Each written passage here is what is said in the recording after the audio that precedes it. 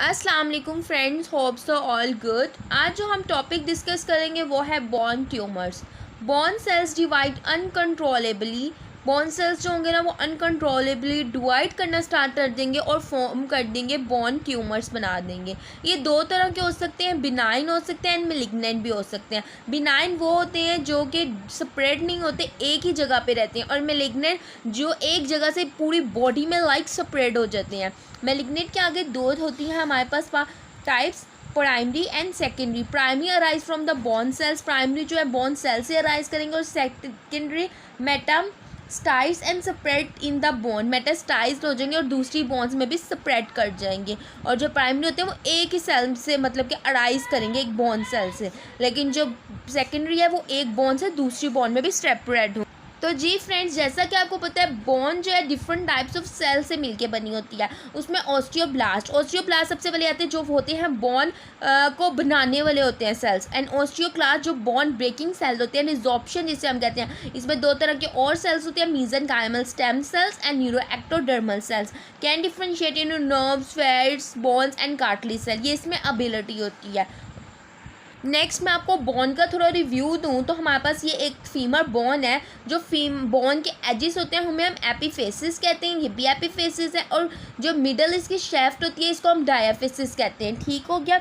और मेटाफेसिस भी होती है इसमें, लेकिन वो चिल्ड्रन में प्रेजेंट होती है। यहाँ पे एक फेस होती है, इसको मेटाफेसिस कहते हैं, लेकिन जैसे जैसे ग्रोथ बढ़ती जाती है तो मेटाफेस जो है कंबाइन हो जाती है, फ्यूज़ होती है इसके साथ, तो वो एपीफेसिस ही कहलाती है, ठीक हो गया। नेक्स्ट अब मैंने आपको ब्रेन ट्यूमर्स के बारे में बताऊँ थी, ये था थोड़ा हमारे पास ब्रेन ट्यूमर्स, बॉन ट्यूमर्स होते क्या है। नेक्स्ट मैं आपको बॉन ट्यूमर्स के बारे में बताऊँगी। सबसे पहले हम बिनाइन ट्यूमर्स को देख लेते हैं। उसमें हमारे पास आ रहा है ऑस्टियोकॉन्ड्रोमास। ऑस्टियोकॉन्ड्रोमास जो है मेल्स में कॉमन होता है 25 years old, arise from the mutation, like हमारी एक जीन्स है ना उसमें म्यूटेशन आ जाएगी जिसकी वजह से ये ट्यूमर जो है अराइज करता है। डिवेलप इन द मेटाफेसिस, मेटाफेसिस मैंने आपको बताया था कौन सी फेस। मेटाफेसिस क्या है, जो बोन जो है चाइल्ड में वो जो है फेस आती है बोन्स के में, मैंने आपको दिखाई भी थी, यहाँ पे आप देख सकते हैं। ये यहाँ पे मेटाफेसिस के फेस में यहाँ पे क्या कर देगा, ट्यूमर बन जाएगा, उसे हम ऑस्टियोकॉन्ड्रोमा कहते हैं, ठीक है। यहाँ पे डेवलप होगा ग्रोथ बोन प्लेट भी जिसे हम कहते हैं, वहाँ पे ये ट्यूमर डेवलप होगा, ठीक है। नेक्स्ट इसके मोस्टली जो लॉन्ग बोन्स में ये डेवलप होता है, like distal femur, proximal tibia, ilium, scapula, long bones में फॉर्म होता है, ठीक हो गया। नेक्स्ट मैं आपको बताती जाती हूँ। नेक्स्ट इसके हमारे पास the giant cell tumours. Giant and cell tumour हमारे पास बेसिकली ना कोई ट्रॉमा, कोई गिरा है पेशेंट या फिर फ्रैक्चर वगैरह हुआ है, उसके नतीजे में हमारे पास जो है ना जॉइंट सेल ट्यूमर्स बनते हैं, ठीक है। इसमें हमारे पास अराइज फ्रॉम ऑस्टियोक्लास्ट में आपको बताया था बोन ब्रेकिंग सेल होते हैं, इसके नतीजे में बनता है। Develop in the cell numerous nuclei बनना स्टार्ट हो जाते हैं, ठीक है। डिजेनरेशन स्टार्ट हो जाती है बोन्स में। तो हमारे पास जो है डेवलप कहाँ होते हैं, एपीफेसिस में डेवलप होते हैं, distal femur for example, proximal tibia, और रियली कैन बिकम मैलिग्नेंट, ये रियली मैलिग्नेंट भी बन जाते हैं। ये देखिए ज़रा, लाइक ये बोन है ना, तो ये डिस्टल फीमर, हम अंदाज़ा लगा लें डिस्टल फीमर को अगर देखें तो ये ऐसे सोप लाइक स्ट्रक्चर बन जाता है, क्योंकि ऑस्टियोक्लास्ट की एक्टिविटी भी हो रही है। ऑस्टियोक्लास्ट में क्या होता है कि डिजेनरेशन स्टार्ट हुई होती है। ऑलराइट, नेक्स्ट हमारे पास है ऑस्टियोब्लास्टोमास। ऑस्टियोब्लास्टोमास क्या अराइज होती है ऑस्टियोब्लास्ट सेल से, फॉर्म एंड नीडल्स बना। इनका जो साइज हमारे पास है वो लार्जर देन 1.5 सेंटीमीटर है। ये रेयर बिनाइन ट्यूमर है।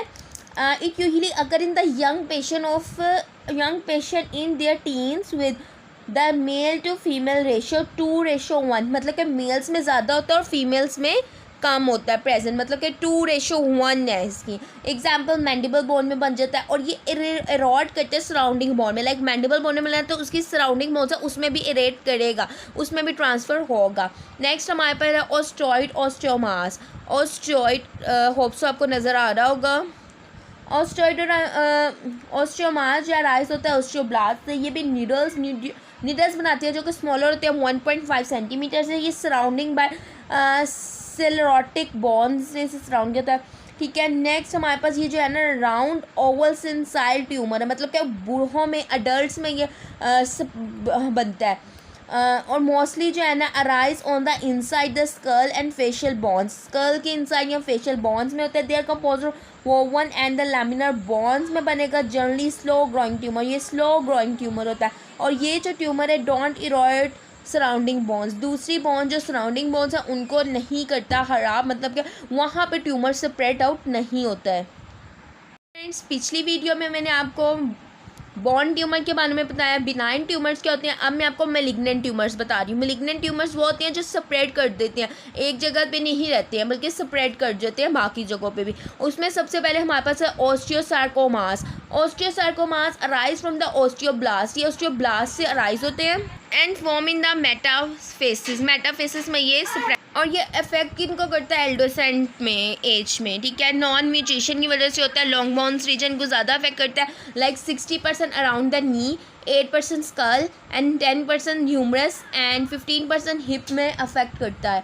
ठीक है। इसके मेटाफेसिस मैं आपको बताती हूँ, जिसको हम ग्रोथ प्लेट भी कहते हैं, वहाँ पे जाकर स्प्रेड होता है और कुछ इस तरह का हमें एक्सरे से नज़र आता है। उसके बाद है इविंग सार्कोमास। इविंग सार्कोमा भी मोस्ट कॉमन है एल्डोसेंट में 10 to 20 ईयर्स की एज में। Arise from the neuro ectoderms cell से अराइज होता है। एसोसिएटेड म्यूटेशन, यही मतलब कि जीन्स वगैरह म्यूटेशंस आती है तो उसकी वजह से स्प्रेड होता है। फीमर और सेक्टम में ज़्यादा स्प्रेड होता है, नज़र आता है। स्वेलिंग हो जाती है, पेन आती है इसमें, जो है ना, इसमें इस ट्यूमर में स्वेलिंग हो जाती है सराउंडिंग, और पेन भी बहुत ज़्यादा होती है।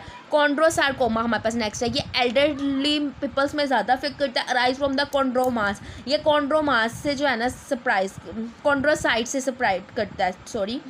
Proximal humerus bone of the pelvis and proximal femur पे ये अफेक्ट कर सकता है। नेक्स्ट मैं आपको इसके डायग्नोज बताऊँ तो हम किस तरह डायग्नोज कर सकते हैं कि ट्यूमर है, बोन ट्यूमर, सॉरी। हम करेंगे एक्सरे करवा सकते हैं। बोन को वैसे भी हम चेक करने के लिए एक्सरे बेसिकली करवाते हैं। सीटी स्कैन करवा सकते हैं, एमआरआई करवा सकते हैं। सिम्टम्स हमें क्या शो होती हैं कि बोन ट्यूमर जो शो करें, बोन्स में बहुत ज़्यादा पेन होती है, स्वेलिंग होती है, फ्रैक्चर्स कॉज करती है। ऑस्टियोइड ऑस्टियोमा जो है ना वर्सन होती है उसकी pain at night. And osteochondromas and osteoblastoma में numbness, limb weakness and avascular necrosis start हो जाती है। और मेलिग्नेंट ट्यूमर जो है क्रॉनिक इन्फ्लेमेटरी रिस्पॉन्स आता है और पल्मोनरी सिम्टम्स शो होती हैं। इसका ट्रीटमेंट हम कैसे कर सकते हैं, ट्यूमर्स को हम किस तरह से रिकवर कर सकते हैं। बिनाइन ट्यूमर्स के लिए हम सर्जिकली रिमूव करते हैं। एक ही जगह पे स्प्रेड है तो हम उसे क्या करते हैं, सर्जिकली रिमूव कर देते हैं, ठीक है, उस ट्यूमर को। ये जो है सेव होता है। बट जो मैलिग्नेंट है, जाहिर सी बात है, पूरी बॉडी में फैल चुका है, पूरी बॉडी की बोन्स में फैल चुका है, तो उसके लिए हम रेडियोथेरेपी करवाते हैं, कीमोथेरेपी देते हैं, ड्रग्स के थ्रू ट्रीटमेंट करते हैं एंड लास्टली सर्जरी भी इसमें करते हैं। ये था आज का हमारा टॉपिक। होप सो आपको समझ आ गई होगी।